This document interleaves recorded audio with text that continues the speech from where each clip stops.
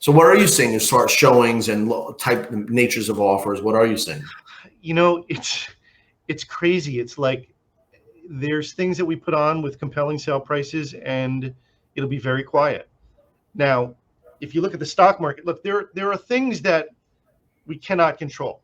But if you're heavily invested in the stock market, like I am for my retirement, there's a point where you're just like, God, I'm not looking at my portfolio for the next couple days. Yes, the market opened up higher today, but there's all these things going on: inflation, gas prices, the war, and the stock market, um, and interest rates. All of those things affect people's mentality. It's like, when your portfolio is robust, you want to buy things. And when it's not, you sort of pull back. So there's been a little bit of a pullback. But I mean, this past weekend, which is, the unofficial start of summer, on Sunday, I had 6 appointments, which is not bad. Other quarters during the year will have between 9 and 20 appointments on a Sunday. But 6 appointments on on a June Sunday was pretty good. We're not getting lowball offers.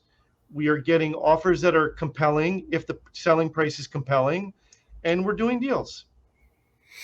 Yeah, I mean, New York, clearly, I mean, this Manhattan, I still, because I'm from Westchester County, I call the city Manhattan. Right. You go in the city, right? And the other boroughs are what they are, right. Whether it's Bronx or Brooklyn. But I mean, I call Manhattan the tiny island nation of Manhattan, right. because as far as value, and I mean, it's a complete outlier. So that's what's interesting about it. I mean, would you say, of course, Manhattan is so tied to the stock market? Would you say like nowhere else? I mean, I would say that it's certainly tied to the financial markets, but it's also, look, when I was in the restaurant business, it was very easy. We could make excuses nonstop. It's snowing, it's raining. I had 2 cooks not show up. I didn't get the right delivery, and that's why we're slow. It's the same thing in the real estate business. Look, my biggest competition, and I'm sure it is for you as well, Scott, is myself.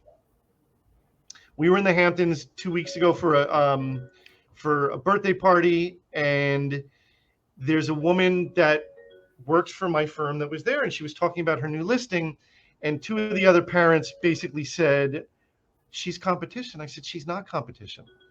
I said, she's a colleague, she's a friend, and I'm my own competition. So it just was what it was. But yes, sorry, going back, I got off on a tangent. The stock market definitely affects the market in New York City. No, but of course, that's another, you make, that's a great segue for me.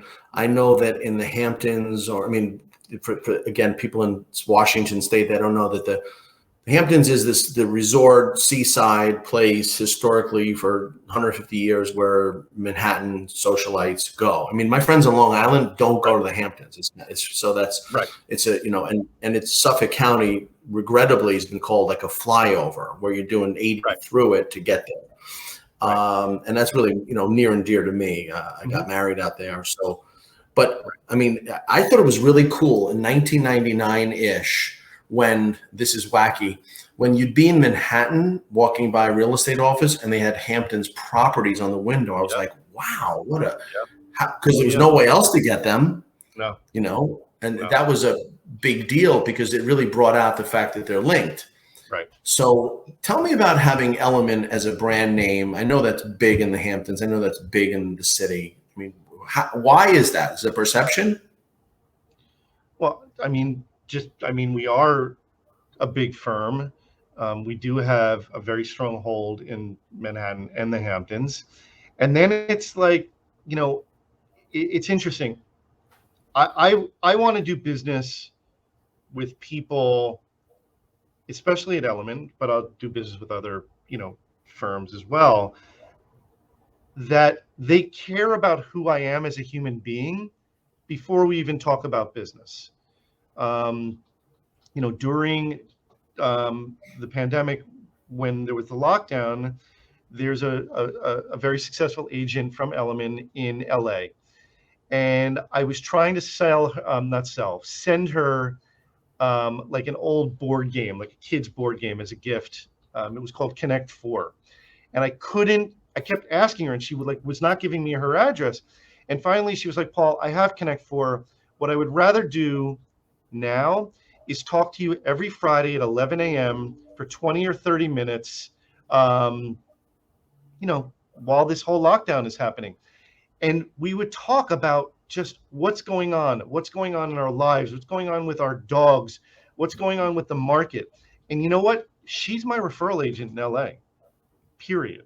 And that's for me, it's about people connection. It's not about business. It's like when my wife and I go and talk to Howard Lauber and we sit there for 30 minutes, he doesn't look at his phone.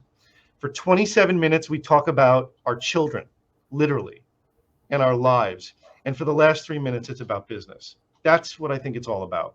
Mm-hmm. I agree. I mean, that's, having a gift to gab and having an appreciation for people. We don't have bosses. So we have the choice to work with the clients and the colleagues we want. Correct. And that's really empowering because you can lift others. That's one of the problems. You mentioned the competition. I'm glad you said that. I formed this PlugIntro platform for myself. I needed to meet more people, and I needed a way to offer them something so they would listen to me, because I didn't want to be chasing people like I've done as a broker and as a lawyer. So I wanted to be distinguished. So if I formed a little PlugIntro Forcino where the whole point is to introduce others and gain their attention or earn their attention, it really soared me, because I have several hundred people that are in my organization, and I have some other organization that's much smaller in PlugIntro where people are gaining a lot by being exclusive. They want to support. I mean, how many people would not want to support you? Everyone wants to support you. They want to be in your micro inner circle in a fun Facebook. You have your iPhone, you have Facebook.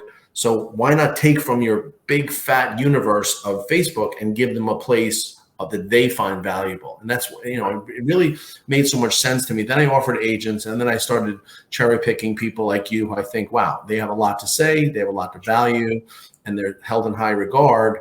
So why not? I mean, your platform here is going to help some plumber, some electrician, and some dentist and some accountant that you and I will never meet. Right. It's funny. It's funny. But I've heard other companies in Manhattan that are either break-in or some notables that, of course, you and I know.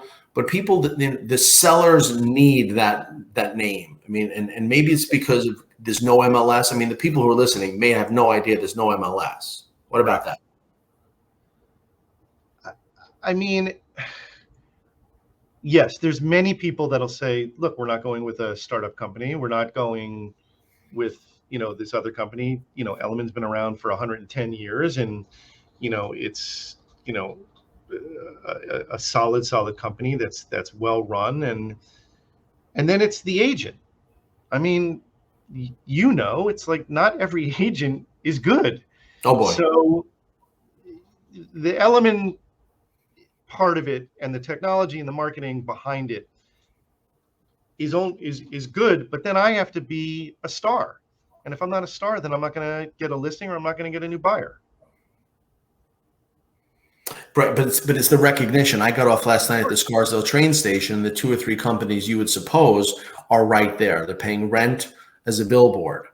And it likely could be that the agent who got their license in 2021, who really knows nothing or works for one of these companies, is really not capable of handling some crazy suburban issue like an underground storage tank, which is a real deal. You don't want the government to be called in and give you a $400,000 lien based on the Superfund cleanup. But that has to be, so you could actually, people, I've said this, could be hurting themselves by desiring the brand, because you never get the brand. You get the individual who signs a listing agreement. And that office manager may not be working that week, and they miss a huge issue. So it's that's my thing. I think nowadays, between social media and the vast availability of information, I think people are less and less brand conscious. What do you think about that?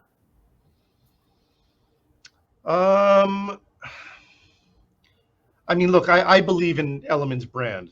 So, but again, it's the individual agent or the team that is going to get that particular listing. So, it's sort of, 50-50 what you're saying, Yeah, at least what I think. it is a conundrum. I mean, so it's really not the agent that, of course, loves the company, whatever it may be.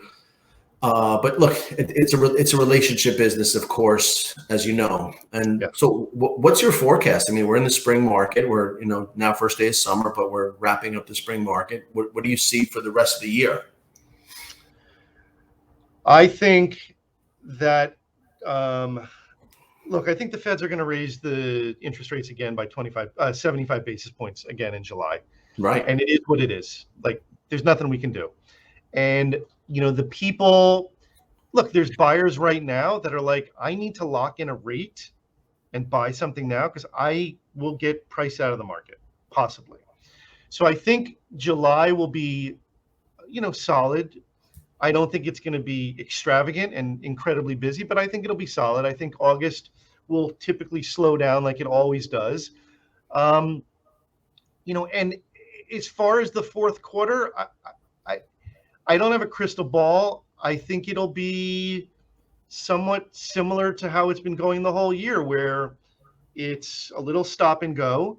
1 minute we're going, oh my God, we're never going to do a deal again. And the next minute I'm like, we have 12 new listings.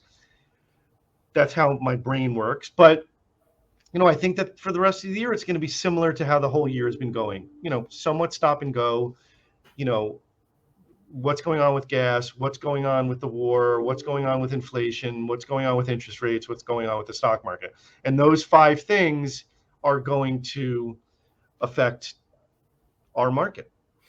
Sure. Well, we say this all the time. People still need a place to live. And in your market, they're looking for things just for fun. Our audience may be in different places. What's a 1-bedroom? What's a 2-bedroom? What's a 3-bedroom in a doorman building? What's the rent? What's the price?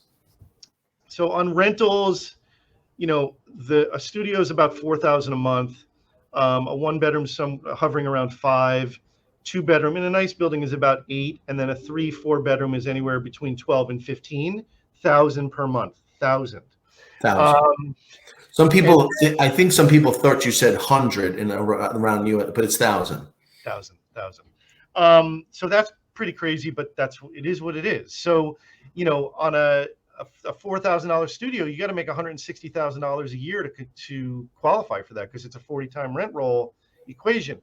And then on sales, look, 1-bedrooms are all over the place. They can be $600,000. They can be $1.3 million. 2-bedrooms, they can be, $1 million to 2.4.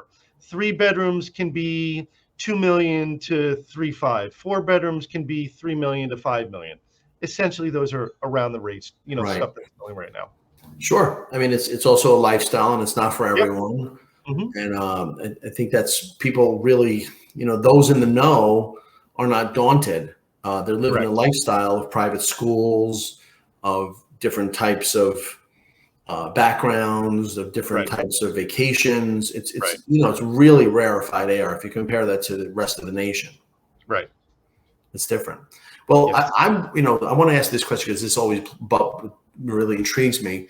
Without an MLS, do your companies have to do old-fashioned things like advertise, and how do you reach the public? There's no Zillow, there's no MLS, if I'm correct. Zillow owns StreetEasy. Right. StreetEasy is, one of the biggest aggregators in New York City of information. So pretty much all the listings are going to go there. Look, if you have a buyer that's interested in buying something, they're going to be on StreetEasy at 2:00 in the morning. And then when you wake up, you're going to see, hey, Paul, can we see, 732 West End Avenue, apartment 13, because it just came on, stuff like that. So I don't know. The MLS thing, it just doesn't, Elliman has basically aggregates everything also. So that doesn't bother me. But look, there's so many different ways that we get our listings out. TikTok and Instagram and LinkedIn and YouTube and Facebook business page, and then StreetEasy, and then, our blogs. There's tons of different ways that we get our information out, and then digital marketing and then hard, paper marketing, old fashioned. So that's interesting. We let the world know about the listing. That's interesting. That takes more effort than just popping on MLS and seeing what happens. Yeah. Yeah. So what about the notion of co-broking? Is that understood, or is that something that has to be requested between your woman? Anybody that, first of all, anyone that doesn't co-broke is doing a disservice to their seller, period, the end. But no, it's absolutely encouraged. But it wasn't that long ago when that was not the case. Well, I mean, look, there's agents, old school agents that are known for, never co-broking.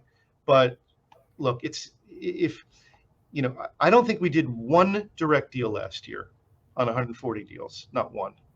I think that's smart. Why have the conflict? Why have this extra work? Why have a potential adversarial situation? Right. But yet it's done. So I know that Elliman's all over there by me in Westchester, Long Island. Do members of the city, are you a realtor? And you know what I mean by that. You're a realtor. Okay, because that puts you in NAR. But what is, for our public, what is REBNY? What does that do? REBNY is the Real Estate Board of New York. 97% of us are in REBNY, and they help with different RLS feeds. They help with, maintaining specific lobbying for things for tenants, for agents. But it's a very good firm or organization. Mm-hmm. What would you tell clients now? I mean, how would they get their offer accepted? Has it become easier based on there are more listings, there's more inventory? I've always been that guy who just says what he says, and I don't mince words at all. And when I was walking our golden retriever last night with my 10-year-old daughter, somebody said something to me and I responded immediately something back, and she just looked at me. She goes, "Daddy, you just don't mince words at all." And it's the same way with deals. If I think that somebody should take this offer, I'm going to tell them, listen, if this was my apartment or my townhouse or my home, I would take it. And here are the reasons why. And, that's really it. It's like being, someone that lives and breathes this market every single day, whether it's up or down or sideways. You want somebody that's going to be like, Scott, if you don't buy this right now, I'm going to buy it. That's great. It's good. That's great. That's interesting. And about evaluating offers from a seller. I mean, you look at obviously the strength and their background. I mean, what's the best way to do that? Well, I mean, the majority of deals that we do are co-ops. So, we send a questionnaire to usually the buyer's agent. If they're old school brokers, they call us back and they're like, I've never seen anything like this. It's like, okay, well then we're not even gonna qualify your buyer's offer. And eventually they buckle and they fill it out. And look, with co-ops, you got to make sure that, your people are perfectly qualified or they're not going to get approved. And then you waste, 60 or 90 days. So we ask a lot of questions.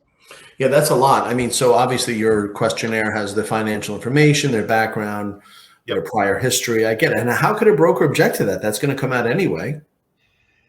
Because a lot of them, the ones that are in their 60s, 70s, 80s, that's not how it worked back then. They were like, I want to offer X for this apartment. They have this in the bank. Should we do a deal? It's just not the way it is anymore. Wow. And I mean, look, if you look at, 2008 with the financial crisis, New York City did not get affected with as many foreclosures as the rest of the country. And the reason was that co-ops were like, we're not giving you a cockamamie, letting you get this cockamamie loan that's been cut up into 5,000 pieces, with other derivatives, in there. And they didn't let it happen. So that New York City did not get killed then. You're absolutely right, because each building it's a closely held corporation and the people are shareholders, and they don't want necessarily landlords. They don't want foreclosures, and they maintain their value. It's 100% correct. And I would say out of Manhattan, you'd have 90% co-op versus condo? Ish. Yeah. I mean, look, there's more developments going up, but that's a whole different world. That's a different market. Right. I mean, for people who don't realize, I know my friends are I did a lot of co-ops and representing the buyers, banks, sellers, and even the board. People don't realize that there's, I think, 6 lawyers at a co-op closing: buyer, seller, bank, co-op, transfer agent, and then they even have a lawyer come in with the payoff. Yep. So people said to me, well, how do you get 6 lawyers in a room, 5 lawyers? Well, with plenty of notice. That's the only way. And that's, as far as getting in schools, it's an entire world, but it's a nice world. And there's so many changes now in the co-op disclosures, which I think are really appropriate. There's agreed. Have you come across anything like that? In as far as what, just getting maybe a rejection and any kind of people squawking about it. Have you come across that? You mean board rejections? Yes, board rejections. Yeah, we've had board rejections and they never feel good. Never. Sure. That's tough. And some are not justifiable. I know years and years ago, lawyers were rejected, and of course, movie stars and, Howard Stern, and they didn't want the publicity. Right. They didn't want all the press around. Right. Okay, Paul, listen, I'm happy that we got a chance to meet online like this, and I follow you on Facebook all the time. Thank you. Would love to promote you. So basically, the best idea is to let your public and your referral partners know more about you. What's the best way to reach you? Phone or email? Email is pzweben@elliman.com, PZWEB like boy, EN like Nancy, at ELLIM like Mary, AN like Nancy.com. Best way. That's great. Okay, so we're looking forward to learning more about you and to empower your contacts for them to promote themselves and create a really vibrant platform. And you know what? You might be the model for New York City. We haven't broken through too much. I'd love to see you be the the model user.